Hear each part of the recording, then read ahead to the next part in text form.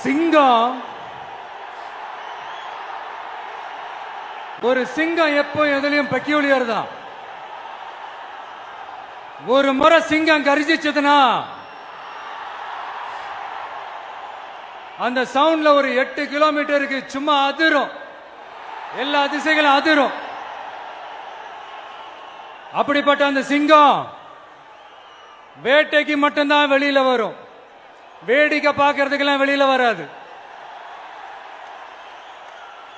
வேட்டையில கூட உயிரோடு இருக்கிற மிருகங்களை தான் வேட்டையாடும். அதுலயும் பெரும்பாலும் தன்னை விட பெரிய சைஸ் உள்ள மிருகங்களை தான் குறி வச்சு தாக்கும், ஜெயிக்கும். எவ்வளவு பசியில் இருந்தாலும் உயிர் இல்லாததை, கெட்டு போனதை தொட்டு கூட பார்க்காது. அப்படிப்பட்ட அந்த சிங்கம் அவ்வளவு ஈஸியா எதையும் தொடாது, தொட்டா விடாது. காட்டோட 4 பக்கமும் மார்க்கிங் மை டெரிட்டரின்னு தன்னுடைய பவுண்டரியை தானே வகுக்கும். அப்படிதான் அந்த காட்டையே தன்னோட கண்ட்ரோல்ல வச்சிருக்கும். சிங்கத்துக்கு கூட்டத்தோட இருக்கிறதுக்கும் தெரியும், தனியா இருக்கிறதுக்கும் தெரியும். அப்படியே தனியா வரணும்னு நினைச்சாலும் அஞ்சாம அலட்டிக்காம சும்மா கெத்தா தனியா வந்து அத்தனை பேருக்கும் தண்ணி காட்டும். எப்போ எதிலையும் தன்னோட தனித்தன்மையை இழக்கவே இழக்காது. Yes, a lion is always a lion.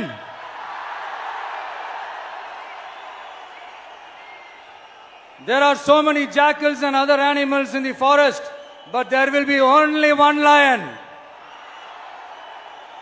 And even if it is single, it will be the king of jungle. It is not only a description but also a clear declaration. சிங்கத்தை பத்தி பேசிட்டு நம்ம சிங்க குட்டிகளையும் சிங்க பெண்களையும் பத்தி நம்ம பேசாம இருக்க முடியுமா? அவங்களை எப்படி நான் மறப்பேன்? அவங்க தான் என்னுடைய உயிராச்சே, என் நெஞ்சில் குடியிருக்கும்.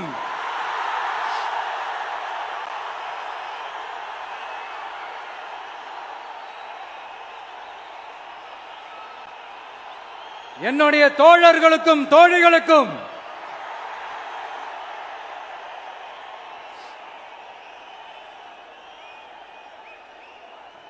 நேர்ல வர முடியாத சூழல்ல வீட்ல இருந்துகிட்டே நம்மளோட இந்த மாநாட்டில் நேரலை வாயிலாக கலந்துகிட்டு இருக்கிற என்னுடைய அம்மாக்கள், அக்கா தங்கைகள், அண்ணன் தம்பிகள், நண்பர்கள் அனைவருக்கும் என்னோட உயிர் வணக்கம். என்னோட உயிர் வணக்கம், என்னோட உயிர் வணக்கம்.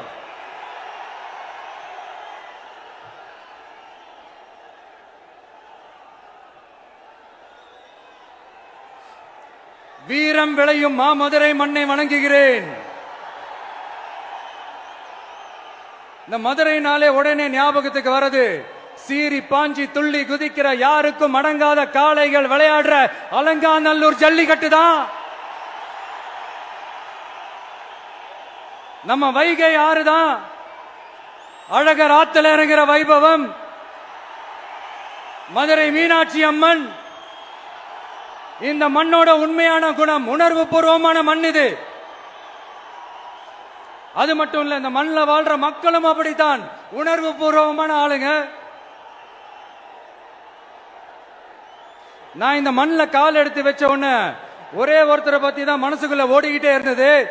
அவர் யாருன்னு உங்களுக்கும் தெரிஞ்சிருக்கும். சினிமானாலும் சரி, அரசியல்னாலும் சரி, நமக்கு ரொம்ப ரொம்ப பிடிச்சது புரட்சி தலைவர் எம்ஜிஆர் அவர்கள் தான். அவரோட பழகிறதுக்கு எனக்கு வாய்ப்பு கிடைக்கல. ஆனா அவரை மாதிரியே குணம் கொண்ட என்னுடைய அண்ணன் புரட்சி கலைஞர் கேப்டன் விஜயகாந்த் அவர்களோட பழகிறதுக்கு எனக்கு நிறையவே வாய்ப்பு கிடைச்சது. அவரும் இந்த மதுரை மண்ணை சேர்ந்தவர் தானே, அவரை மறக்க முடியுமா? தமிழ்நாட்டு மக்கள் உணர்வுபூர்வமா உண்மையா நம்ம பக்கத்திலே நிக்கிறவங்க, அதுக்கு ஒரு மிகப்பெரிய அடையாளம் தான் இந்த மதுரை மண். நம்ம தமிழக வெற்றி கழகம் கையில் எடுத்திருக்கிற அரசியலும் அப்படித்தான். உண்மையான அரசியல், உணர்வு பூர்வமான அரசியல், நல்ல அரசியல், நல்லவங்களுக்கான அரசியல், நாட்டு மக்களுக்கான அரசியல், நல்லது மட்டுமே செய்கிற அரசியல்.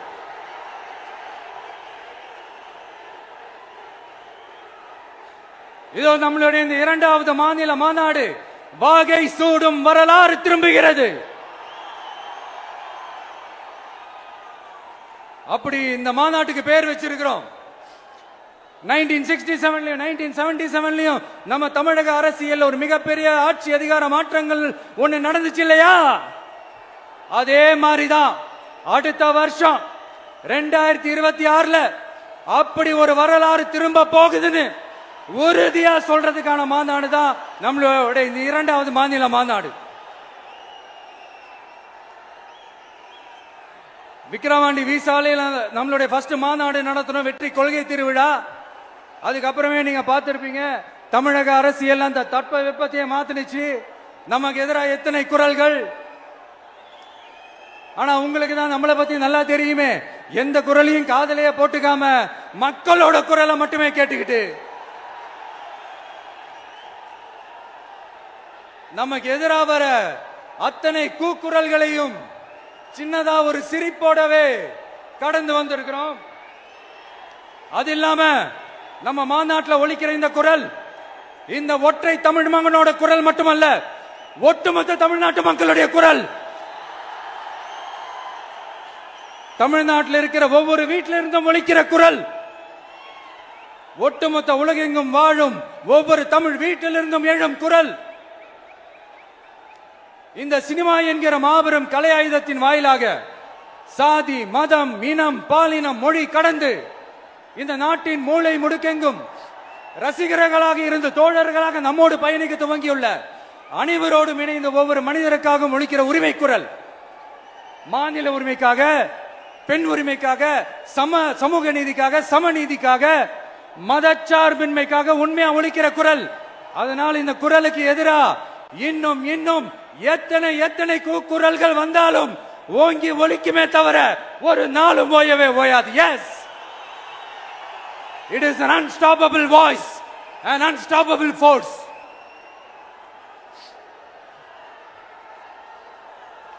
நம்ம அரசியலுக்கு வர்றதுக்கு முன்னாடி அட இவரெல்லாம் வர மாட்டாரியா, அவரே வரல, இவரே வரல, இவருங்க வர போறாரு அப்படின்ட்டு நிறைய பேர் ஜோசியம் சொன்னாங்க.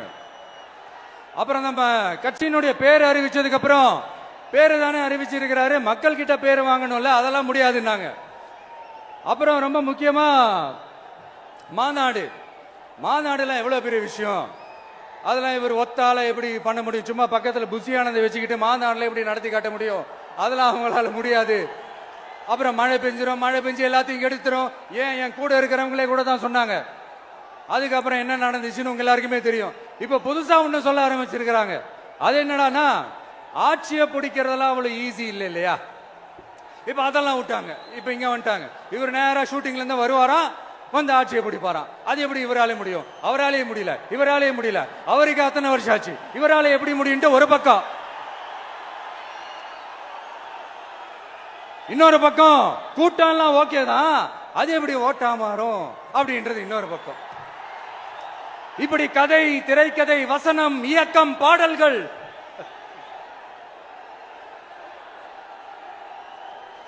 அதனால இந்த அரசியல் ஆய்வாளர்களுக்கு நான் சொல்றதெல்லாம் ஒன்னே ஒண்ணுதான், நல்லா கேட்டுக்கங்க. இந்த விஜய் ஏதோ இந்த பல லட்சம் பேர் கூடுற கூட்டத்தில் மட்டுமே இருக்கிறாரு அப்படின்னு மட்டும் தப்பு கணக்கு போட்டாதீங்க. ஏன்னா நம்மளுடைய இந்த கூட்டம் வெறும் ஓட்டா மட்டும் இல்லைங்க, வரப்போற தேர்தலில் மக்கள் விரோத ஆட்சியாளர்களுக்கு நாம வைக்க போற வேட்டா, நம்மளை கோட்டைக்கு அனுப்ப போற ரூட்டா இருக்க போதுன்னு சீக்கிரமாவே தெரிஞ்சுப்பீங்க. ஏன்னா கோடிக்கணக்கானவங்களோட ஹார்ட்லயும் வீட்லயும் ஏற்கனவே ஆல்ரெடி உயிரா, உணர்வா, உறவா இருக்கிறோம். நம்மளுடைய கனெக்ட் எல்லாம் வெறும் மக்களோட மட்டும்தான். நாம யாருன்னு அவங்களுக்கு தெரியும், அவங்க யாருன்னு நமக்கு தெரியும். நாமளும் நம்ம மக்களும் எப்படி இருக்கிறோம்னு எதிரிகளுக்கு நல்லாவே தெரியும். இருந்தாலும் இந்த விஜய் எதுக்குப்பா வந்திருக்கிறாரு, இவர் என்ன புதுசா என்ன திட்டம்லாம் சொல்லிட்டாரு அப்படின்னு வேற நிறைய கேள்விகள். இந்த சொல்றேன் தெரிஞ்சுக்கங்க. பெண் குழந்தைகள், பெண்கள் மற்றும் வயசானவங்களோட பாதுகாப்புல தான் நம்ம பிரையாரிட்டியே. அடுத்து இளைஞர்கள், உழவர்கள், உழைப்பாளர்கள், நெசவாளர்கள், மீனவர்கள், ஆதரவற்ற முதியோர்கள், மாற்றுத்திறனாளிகள், மூன்றாம் பால் இனத்தவர்கள்னு இன்னும் இங்க யாருக்கெல்லாம் கவர்மெண்டோட ஒரு ஸ்பெஷல் அட்டென்ஷன் தேவையோ அவங்க எல்லாருக்குமான ஒரு கவர்மெண்ட் அமைக்கிறது தான் நம்ம இலக்கே. நான் ஏற்கனவே சொன்னதை தான் இங்க நான் திரும்பவும் சொல்றேன். நம்மளுடைய இந்த தமிழக வெற்றி கழகம் ஏதோ அரசியல் ஆதாயத்துக்காக தொடங்கப்பட்ட கட்சியெல்லாம் கிடையாதுங்க. கொள்கை கோட்பாடுகளோடு தந்தை பெரியார், பெருந்தலைவர் காமராஜர், அண்ணல் அம்பேத்கர், வீரமங்க வேலு நாச்சியார், மக்கள் சேவகர் அஞ்சலை அம்மாள், நம்மளுடைய 5 கொள்கை தலைவர்களோட வழிகாட்டுதல்களோடு தொடங்கப்பட்ட கட்சி. நம்ம ஸ்டாண்ட்ல நாம எப்பவுமே ஸ்ட்ராங்கா தாங்க இருக்கிறோம். அதுல எந்த மாற்றத்துக்கோ எந்த சமரசத்துக்கோ துளி கூட இடமில்லை. நம்மளுடைய ஒரே கொள்கை எதிரி பாஜக தான். நம்மளுடைய ஒரே அரசியல் எதிரி திமுக தான். எப்படி? நம்மளுடைய ஒரே கொள்கை எதிரி, நம்மளுடைய ஒரே அரசியல் எதிரி ஏதோ அண்டர் கிரவுண்ட் ஆதாயத்துக்காக டீல் போட்டுக்கிட்டு டீல் பேசிக்கிட்டு இந்த அலையன்ஸ் வச்சுக்கிட்டு இந்த ஊரை ஏமாத்துற கட்சி எல்லாம் நம்ம டிவிக்கே கிடையாதுங்க. யாருக்காகவும் எதுக்காகவும் எந்த பயமும் கிடையாது. மாபெரும் பெண்கள் சக்தி நம்மளோட இருக்கிறாங்க. மாபெரும் இளைஞர்கள் சக்தி நம்மளோட இருக்கிறாங்க. ஒட்டுமொத்த தமிழ்நாட்டு மக்களுடைய சக்தி நம்மளோட நிக்கிறாங்க. அப்படி இருக்கும்போது இந்தியாவில் இருக்கிற எல்லா ஸ்டேட்லயும் வாழ்ற நம்ம தமிழ் நெஞ்சங்கள் மட்டும் இல்ல, உலகம் பூரா 100க்கும் மேலான நாடுகள்ல வாழ்ற நம்ம தாய் தமிழ் உறவுகள் எல்லாருமே என்ன விஜய் தளபதி விஜய் இல்லனா விஜய் தளபதி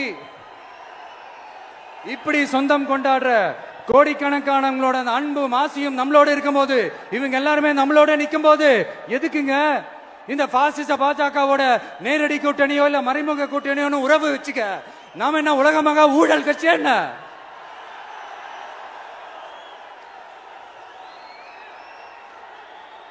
நம்மளை பத்தி சின்னதா ஒரு உண்மை ஒண்ணு சொல்லலாமா?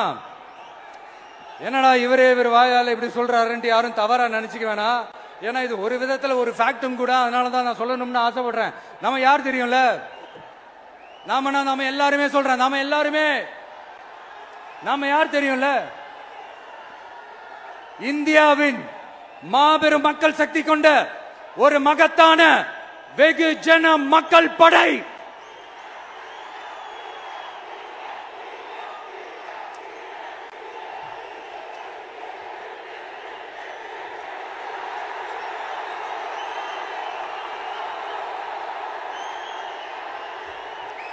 அதனால நம்ம தலைமையில நாம் அமைக்க போற இந்த உண்மையான மக்களாட்சிக்கான அச்சாரமாக மாபெரும் மக்கள் சக்தியே அணி அணியாக நம்மளோட திரண்டு நிக்கிறப்போ இந்த அடிமை கூட்டணியில சேர வேண்டிய அவசியம் நமக்கு எதுக்குங்க?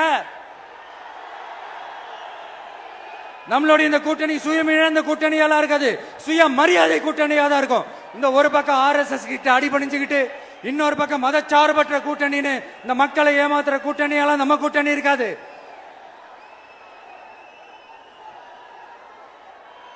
நான் இப்பவும் சொல்றேன், நம்மளை நம்பி வர்றவங்களுக்கு ஆட்சியிலும் அதிகாரத்திலும் உறுதியாக பங்களிப்பு செய்யப்படும். உடனே இந்த கேள்விகள்லாம் வரும். அப்ப யாரு கூட்டணி, யாரு வரா, யாரு போறா, இந்த கேள்விகள்லாம் வரும். இந்த கேள்விகளுக்கெல்லாம் ஒரே ஒரு பதில் தான், சஸ்பென்ஸ்ல சஞ்சாரம் செய்யுங்க. ஆனா ஒண்ணு, 2026ல 2 பேருக்கு நடுவுல தான் போட்டியே.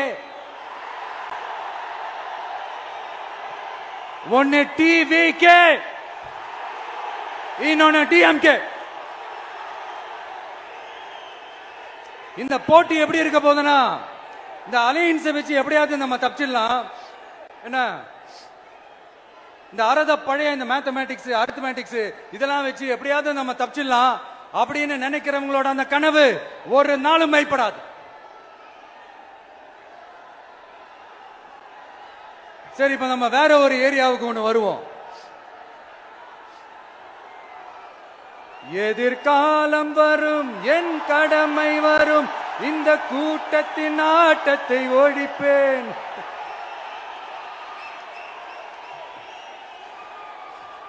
மக்கள் அரசியல் என்ற அந்த சவுக்க கையில் எடுக்கலாமா?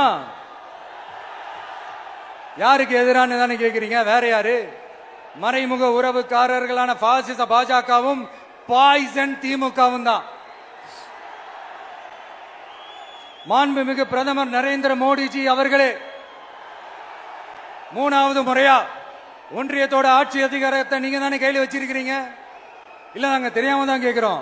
நீங்க ஆட்சிக்கு வந்தது ஒட்டுமொத்த மக்களுக்கும் நல்லது செய்யவா, இல்ல நம்மளுடைய இந்த இஸ்லாமிய நண்பர்களுக்கும் இஸ்லாமிய தோழர்களுக்கும் எதிராக சதி செய்யவா?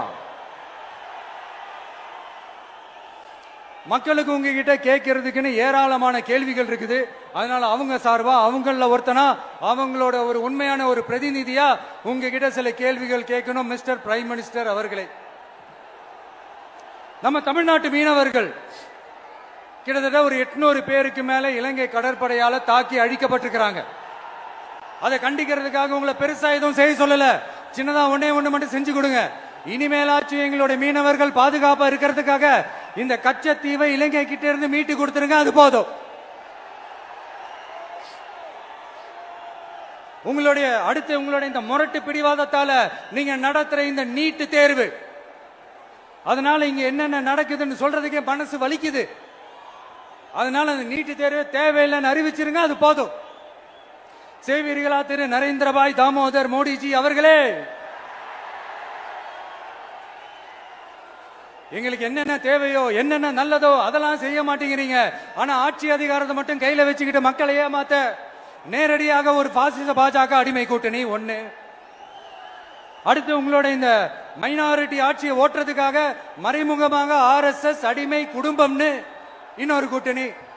இப்படி மக்கள் சக்தியே இல்லாத இந்த ஊழல் கட்சிகளை மிரட்டி அடிபணிய வச்சு 2029 வரைக்கும் சொகுசு பயணம் போயிடலாம்னு திட்டம் தீட்டி வச்சிருக்கிறீங்க. அதானே ஜி?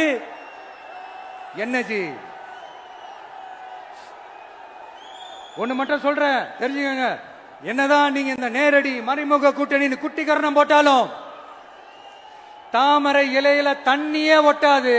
தமிழக மக்கள் மட்டும் எப்படி ஒட்டுவாங்க?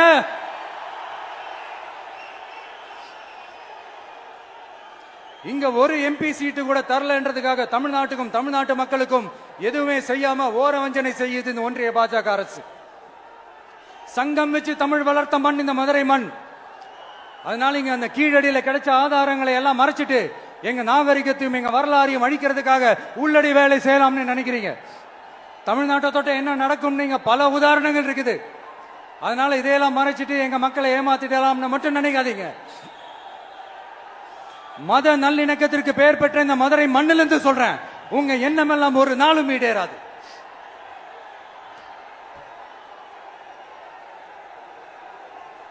எம்ஜிஆர்னா யார் தெரியும்ல? அவர் மாஸ்னா என்னன்னு தெரியும்ல? அவர் உயிரோடு இருக்கிற வரைக்கும் அந்த சிஎம் சீட்டை பத்தி ஒருத்தராலையும் நினைச்சு கூட பார்க்க முடியல, கனவு கூட காண முடியல. எப்படியாவது அந்த சிஎம் சீட்டை என்கிட்ட கொடுத்துருங்க, என் நண்பர் எம்ஜிஆர் திரும்ப வந்ததுக்கு அப்புறம் நான் திருப்பி கொடுத்துறேன்னு தன்னோட எதிரியை கூட மக்கள் கிட்ட கெஞ்ச வச்சவர் எம்ஜிஆர். எப்படி கெஞ்ச வச்சவர்? அதனால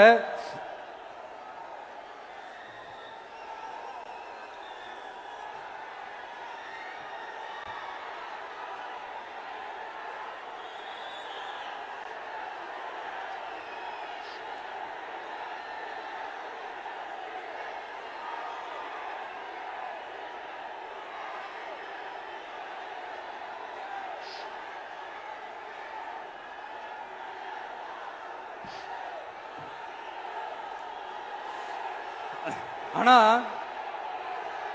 இப்போ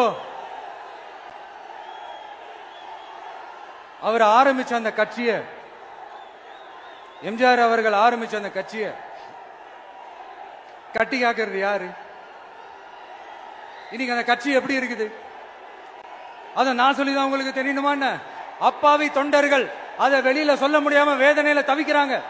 2026 சட்டமன்ற தேர்தலில் யாருக்கு ஓட்டு போடணும், எப்படிப்பட்ட ஆட்சி இங்க அமையணும்னு அந்த அப்பழுக்கற்ற அந்த தொண்டர்களுக்கும் ரொம்ப நல்லாவே தெரியும். அதனால என்ன வேஷம் போட்டுக்கிட்டு பாஜக இங்க தமிழ்நாட்டுக்குள்ள வந்தாலும் அவங்க வித்தை எல்லாம் இங்க வேலைக்கே ஆகாது. இப்படி பொருந்தா கூட்டணியா இந்த பாஜக கூட்டணி இருக்கிறதுனால இப்ப ஆட்சியில இருக்கிற இந்த வெற்றி விளம்பர மாடல் திமுக என்ன செய்யுதுன்னு தெரியும்ல? பாஜகவோட உள்ளுக்குள்ள ஒரு உறவை ஒண்ணு வச்சுக்கிட்டு வெளியில எதிர்க்கிற மாதிரி ஒரு டிராமா ஒண்ணு பண்ணிக்கிட்டு எதிர்கட்சியா இருந்தா போங்க மோடின்னு பலூன் விடுறது, ஆளுங்கட்சியா இருந்தா வாங்க மோடின்னு கொடை பிடிச்சுக்கிட்டு கும்பிடு போடுறது. இது மட்டுமா? ஒரு ரைடுன்னு ஒன்று வந்துட்டா போதும், இது வரைக்கும் போகவே போகாத ஒரு மீட்டிங், அதை காரணம் காட்டி டெல்லிக்கு போறது, அங்க ஒரு சீக்கிரட் மீட்டிங் நடத்துறது. நல்லா நோட் பண்ணணும் மக்களே, அந்த மீட்டிங் அப்புறம் இந்த இஷ்யூ அப்படியே காணாம போயிருக்குமே.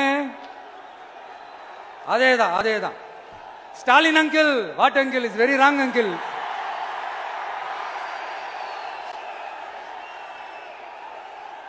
இப்படி தமிழ்நாட்டில் இப்ப நடக்கிற இந்த ஆட்சியினுடைய லட்சணத்தை பார்த்துக்கிட்டு நாம எப்படி சும்மா இருக்க முடியும்? ஒரு தவறு செய்தால், அதை தெரிந்து செய்தால், அவர் கபட நாடக மு.க. ஸ்டாலின் அங்கிளாகவே இருந்தாலும்,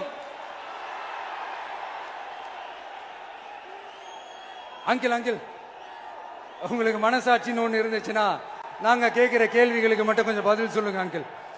நீங்க நடத்துற இந்த ஆட்சியில நேர்மை இருக்கா? நியாயம் இருக்கா? ஊழல் இல்லாம இருக்கா? சட்டம் ஒழுங்கு சரியா இருக்கா? பெண்களுக்கு பாதுகாப்பு இருக்கா? பொதுமக்களுக்கு பாதுகாப்பு இருக்கா? இயற்கை வளங்களுக்கு பாதுகாப்பு இருக்கா? சொல்லுங்க மை டியர் அங்கிள், சொல்லுங்க. டாஸ்மாக்ல மட்டுமே இது வரைக்கும் 1000 கோடிக்கு மேல ஊழல் சொல்றாங்க. அதுல மட்டுமா தப்பு நடக்குது? வேற எதுல தான் நடக்கல? உலகத்திலே மிஸ்டர் கிளீன் ரெக்கார்ட்ஸ் எல்லாம் உங்களுக்கும் உங்க கூட இருக்கிறவங்களுக்கும் மட்டும்தான் அங்கிள் கொடுக்கணும். இத பார்த்து வாயே இல்லாத ஊரு கூட வயிறு வலிக்கு சிரிக்குது. பெண்களுக்கு 1000 ரூபாய் கொடுத்துட்டீங்கன்னா போதுமா அங்கிள்? அப்படியே அது மூடி மறைச்சிடலான்னு பாக்குறீங்களா? படிக்கிற இடத்துல, வேலைக்கு போற இடத்துல, வெளியில போற இடத்துலன்னு அவங்களுக்கு பாதுகாப்பே இல்லைன்னு ஒட்டுமொத்த பெண்களும் கதறாங்க. அந்த கதறல் சத்தம் ஏதாவது உங்க காதுல கேக்குதா அங்கிள்? இதுல வேற உங்க அப்பான்னு கூப்பிடுறாங்கன்னு வேற சொல்றீங்க. What is this uncle? Is very very wrong uncle, is very very wrong. பெண்களுக்கு மட்டுமா பொய் வாக்குறுதி கொடுத்து ஏமாத்துறீங்க? அரசு ஊழியர்கள், ஆசிரியர்களை ஏமாத்துறீங்க, விவசாயிகளை ஏமாத்துறீங்க, பரந்தூர்ல பாதிப்பே வராதுன்னு சொல்லி ஏமாத்துறீங்க, மீனவர்களை ஏமாத்துறீங்க, போதைப் பொருள் கலாச்சாரத்தை ஒழிக்காம ஏமாத்துறீங்க. ஐயோ very very வஸ்ட் uncle, very very வஸ்ட். எப்படி கேட்டாலும் இவங்க கிட்ட இருந்து எந்த பதிலும் வர போறதில்லை. ஏன்னா இருந்தா தானே. இப்ப ஆட்சியில இருக்கிற நம்மளுடைய அங்கிள் பதில் சொல்றது இருக்கட்டும். மக்களை நீங்க சொல்லுங்க, நீங்க உண்மையை சொல்லுங்க. செய்வோம் சொன்னாங்களே, சொன்னதெல்லாம் செஞ்சாங்களா? உங்களை தான் கேக்குறேன், சொன்னதெல்லாம் செஞ்சாங்களா? சத்தமா மை டியர் அங்கிள், கேக்குதா? மக்களோட சத்தம் கேக்குதா? இது வெறும் சாதாரணமான முழக்கம் தான். கூடிய சீக்கிரம் மக்களை போய் சந்திக்க போறேன், அவங்களோட மனசு விட்டு பேச போறேன். அதுக்கப்புறம் இந்த சாதாரணமான முழக்கம் இடி முழக்கமா மாறும். அத்தோட நிக்காது. அந்த இடி முழக்கம் தமிழ்நாட்டோட போர் முழக்கமா மாறும். அந்த போர் முழக்கம் உங்களை ஒரு நிமிஷம் கூட தூங்க விடாது. நடக்குதா இல்லையான்னு பாருங்க. என்னடா இவன் இவ்வளவு ஸ்ட்ராங்கா சொல்றானேன்னு பாக்குறீங்களா? எல்லாரும் கட்சி ஆரம்பிச்சதுக்கு அப்புறம் தான் ஒவ்வொரு வீட்டுக்குள்ளேயும் போறதுக்கு ட்ரை பண்ணுவாங்க. ஆனா நாங்க அப்படி இல்லை. ஒவ்வொரு வீட்டுக்குள்ளேயும் போனதுக்கு அப்புறம் தான் கட்சியாவே ஆரம்பிச்சிருக்கிறோம்.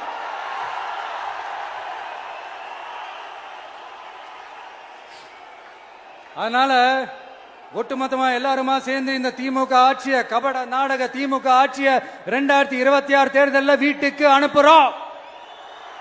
வீட்டுக்கு அனுப்புறோம். என்ன நண்பா, சரிதானே? என்ன நண்பி, செய்வீர்கள் தானே? இப்போ உங்களுக்கு சின்னதா ஒரு சர்ப்ரைஸ். நம்ம கட்சியினுடைய வேட்பாளர் பட்டியலை இப்ப அறிவிக்க போறேன். மதுரை கிழக்கு வேட்பாளர் விஜய். இன்னும் முடிக்கல. ஒரு நிமிஷம், இன்னும் முடிக்கல. மதுரை மேற்கு வேட்பாளர் விஜய். மதுரை மத்தி வேட்பாளர் விஜய்.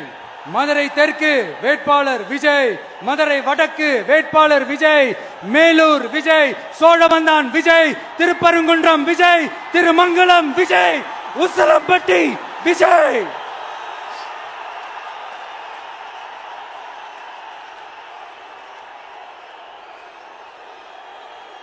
என்னடா எல்லா தொகுதியிலையும் ஒரே வேட்பாளர்னு பாக்குறீங்களா?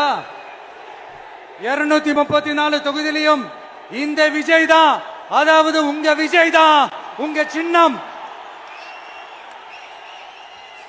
இன்னும் சிம்பிளா சொல்லணும்னா உங்க வீட்டில் இருக்கிற ஒருத்தர் தான் வேட்பாளரா நிக்க போறாங்க. அந்த வேட்பாளரும் நானும் வேறு வேறு இல்லை. நீங்க அவருக்கு ஓட்டு போட்டீங்கன்னா எனக்கு ஓட்டு போட்ட மாதிரி, இந்த முகத்துக்காக நீங்க ஓட்டு போட்டீங்கன்னா உங்க வீட்டில் இருக்கிற உங்களுடைய வேட்பாளர் ஜெயிச்ச மாதிரி. என்னடா இவர் ஏதோ ஓவரா சொல்றாருன்னு நினைக்க வேணாம். பிராக்டிக்கலா அப்படிதான் இருக்கும், அப்படிதான் இருக்கணும். நீங்களும் அப்படிதான் நினைப்பீங்கன்னு நான் நம்புறேன்.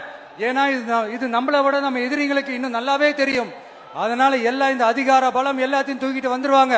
வரட்டும், பாத்துக்கலாம். TVK will take it, TVK will meet it, TVK will compete with it and TVK will conquer it, TVK will conquer it.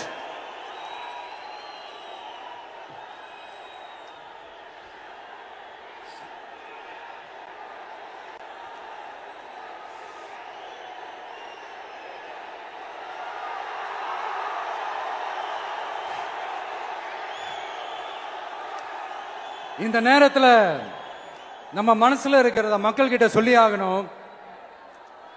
Thoothukudi ஸ்னோலினோட அம்மா என்ன அவங்களோட தம்பி, இன்னும் அவங்க பொண்ணுக்கு நான் தாய் மாமன்னு சொன்னாங்க. அந்த அக்காவோட குழந்தைக்கு மட்டும் இல்லைங்க, என்ன அண்ணனா தம்பியா நினைக்கிற தமிழ்நாட்டில் இருக்கிற என்னோட எல்லா சகோதரிகளின் குழந்தைகளுக்கும் நான் இன்னைக்கு மட்டும் இல்ல என்னைக்குமே ஒரு தாய் மாமனா தான் இருப்பேன். நீங்க எல்லாரும் என்னுடைய ரத்த உறவு, கூட பிறந்த பொறுப்பு. என் வீட்டு ரேஷன் கார்டுல வேணா உங்க பேர் இல்லாம இருக்கலாம், உங்க வீட்டு ரேஷன் கார்டுல வேணா என் பேர் இல்லாம இருக்கலாம். ஆனா நாம் எல்லாரும் ஒண்ணுதான், உறவுதான். நமக்கு இடையே எந்த அரசியலும் உள்ள நுழையவே முடியாது. என்கிட்ட இருந்து உங்களையும் உங்ககிட்ட இருந்து என்னையும் எந்த சக்தியாலும் பிரிக்கவே முடியாது. அப்புறம் நான் ஒன்னும் இந்த மார்க்கெட் போனதுக்கு அப்புறம் ரிட்டையர் ஆனதுக்கு அப்புறம் அடைக்கலம் தேடி அரசியலுக்கு வரல, படைக்கலனோட வந்திருக்கிறோம். பவர்ஃபுல் போர்ஸோட, மாபெரும் படை வரிசையோட, எல்லாத்துக்கும் தயாராகி தான் வந்திருக்கிறோம். இவ்வளவு தயாரா நாம அரசியலுக்கு வர்றதுக்கு ரொம்ப ரொம்ப முக்கிய காரணம் ஒண்ணு இருக்கு. அது என்ன தெரியுமா? நன்றி கடன், நன்றி கடன், நன்றி கடன். கிட்டத்தட்ட ஒரு 30 வருஷமா, 30 வருஷத்துக்கு மேல நீங்க தான், நம்ம மக்கள் தான் என் கூட நிக்கிறீங்க, எனக்காக நிக்கிறீங்க, என்ன தாங்கி பிடிக்கிறீங்க, மனசுல ஏந்தி பிடிக்கிறீங்க, தாய் அன்போட மடியில ஏந்திக்கிறீங்க. உண்மையை சொல்லணும்னா வேற யாரை விடவும் எனக்கு இந்த அன்பையும் ஆதரவையும் கொடுத்திருக்கிறீங்க. என் மேல உயிரையே வச்சிருக்கிறீங்க. என்ன உங்க வீட்டுல ஒருத்தனாவே ஆக்கிட்டீங்க. நீங்க எனக்கு கடவுள் கொடுத்த வரம்.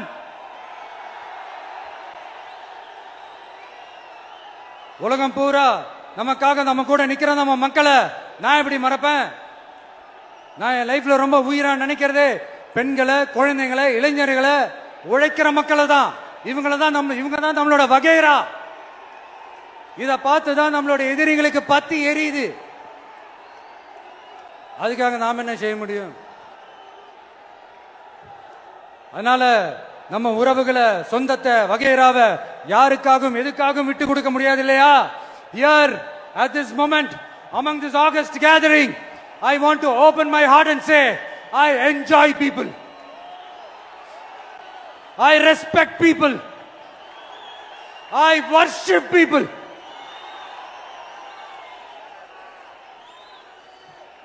சரிப்பா, இவ்வளவு செஞ்ச நம்ம மக்களுக்கு நன்றி கடனா உன்னால முழுமையா செலுத்த முடியுமான்னு கேட்டா சத்தியமா சொல்றேன், என்னால முடியாதுதான். இன்னும் எத்தனை ஜென்மம் எடுத்தாலும் அந்த நன்றி கடனை என்னால தீர்க்கவே முடியாது. அப்புறம் என்ன மானாவுக்கடா நீ வந்திருக்க அதானே கேக்குறீங்க? மைண்ட் வாய்ஸ் கேட்ட மாதிரி இருந்து. வாழ்நாள் முழுக்க நம்ம மக்களுக்காக ஆதரவா துணையா நிக்கிறத தவிர, அவங்களுக்காக உழைக்கிறத தவிர எனக்கு வேற எந்த எண்ணமும் இல்ல. எனக்கு இப்ப வேற வேலையும் இல்லை. இனிமே எனக்கு இதுதான் என் வேலையே, என் கடன் இனி என் மக்களுக்கு பணி செய்து கிடப்பதே. இப்படியா ஹார்ட் டு ஹார்ட் யதார்த்தமா பேசிய பழகிட்டோம். இதுக்கு மேலேயும் எனக்கும் மக்களுக்கும் இடையே இருக்கிற அந்த உறவை பத்தி நான் பேச ஆரம்பிச்சேன்னா ஒரு மாதிரி எமோஷனல் ஆயிடுவேன். அப்புறம் அதை கண்ட்ரோல் பண்றது ரொம்ப கஷ்டம். அதனால என்ன மனசார நேசிக்கிற நம்ம மக்களுக்கு ஒன்னே ஒண்ணு சொல்றேன். இந்த விஜய் உங்க விஜய், உங்களுக்கான விஜய், உங்களுக்காக மட்டுமே இருக்கிற விஜய். உங்க கூட நிக்க, உங்களுக்காக நிக்க, உண்மையா நிக்க, உணர்வோட நிக்க, உறுதியா நிக்க, உங்க கூட பேச, உங்களுக்காக பேச, உண்மையா பேச, உணர்வோட பேச, உறுதியா பேச, உங்களுக்காக சேவை செய்ய உங்க விஜய் நான் வர.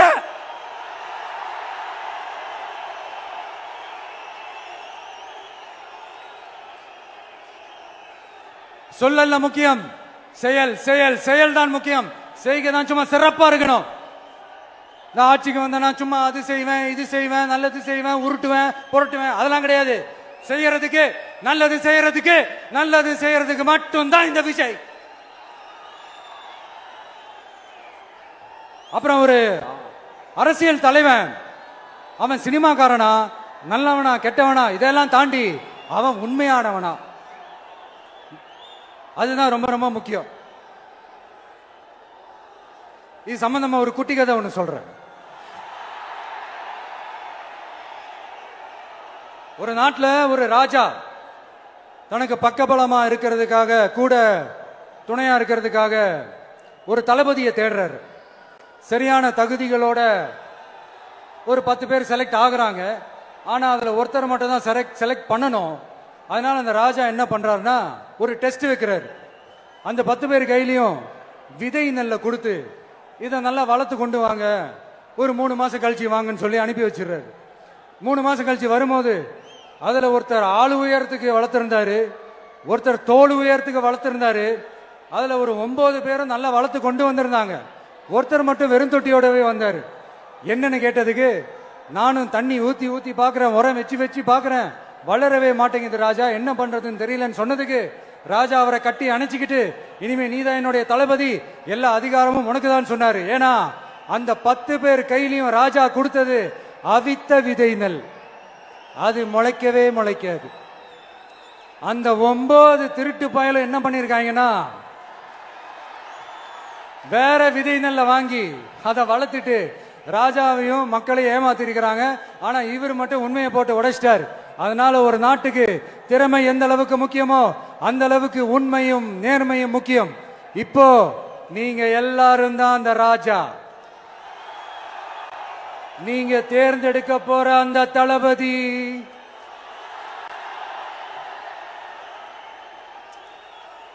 சும்மா சினிமாக்காரன் சினிமாக்காரன் சினிமாக்காரன். அம்பேத்கர் அவர்களை தோக்கடிச்சது சினிமாக்காரன் இல்ல, அரசியல்வாதி. காமராஜர் அவர்களை தோக்கடிச்சது, இங்க விருதுநகர் பகுதியில் தோக்கடிச்சது சினிமாக்காரன் இல்ல, இன்னொரு அரசியல்வாதி. இன்னைக்கும் நம்ம கூட வாழ்ந்துட்டு இருக்கிற நல்ல கண்ணு ஐயாவை தோக்கடிச்சது சினிமாக்காரன் இல்ல, அரசியல்வாதி. இப்படிப்பட்ட நல்ல நல்ல தலைவர்களை எதிர்த்து நின்று தோக்கடிக்கணும்னு அந்த எண்ணத்தை உருவாக்குனது சினிமாக்காரன் இல்ல, அரசியல்வாதி. அதனால எல்லா அரசியல்வாதியும் அறிவாளியும் கிடையாது, எல்லா சினிமாக்காரனும் முட்டாளும் கிடையாது. கான்பிடண்டா இருங்க, நல்லதே நடக்கும், வெற்றி நிச்சயம். மீண்டும் சந்திக்கும் வரை நன்றி, வணக்கம்.